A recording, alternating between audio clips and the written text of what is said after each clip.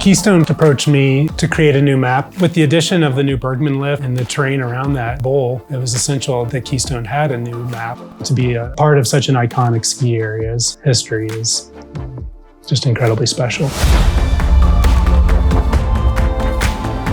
You know, the map is important to get down the hill. It has to be accurate, something that the skier can refer to and understand. It is a convergence of art and function. Quality of a trail map reflects the quality of the ski experience you have, and I really believe that. For me to paint the map that James painted almost 30 years ago, it's exciting stuff.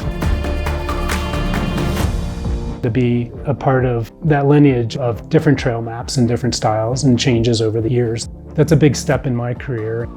Well, early in my career, back in 1991, I was hired by Keystone. Their mountain was really a challenge for me at that time because of all the different sides. It's got 3 peaks and you've got to show both sides of each peak. Since then, I've had more experience. Today, I would do it differently.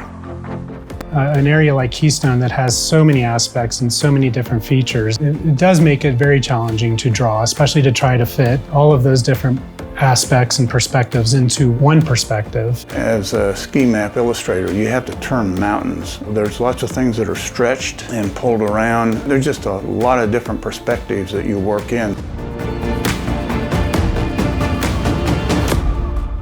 The importance of the trail map is coming back, and I think Rad is in a particularly good spot to pick this right up and go with it. They're constantly making changes to the mountain, and I think it's important that the map reflects those changes. The next really important step for me was to visit Keystone and actually get on the mountain and see it from as many different places as I could and experience it as a skier. And once I've gathered all that information, I typically create a thumbnail or a line draft of what I'm proposing. It then evolves into a detailed sketch. It's easy to make changes on the sketch. I typically do my sketches at the same size that I'm going to do the painting at. I use a projector to transfer that sketch to illustration board, which I paint on.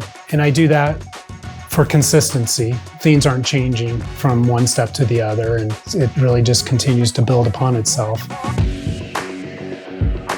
On a computer, you can create a gradation of pigment very quickly. I don't think as many people airbrush as they may have 30 or 40 years ago. I airbrush the sky and I airbrush all of the snow shadows. So I kind of work out the shading first, quickly kind of sculpt out the shapes of the features of, the different mountains, rocks, valleys, things like that. So with an area that's so big and just such a large landscape, color and light are an important part of that process in depicting the sense of scale. There's such a process involved, but it can be very individual in how you approach painting. I don't think there's any right or wrong way. It's a lifelong challenge that I don't think I'll ever tire of.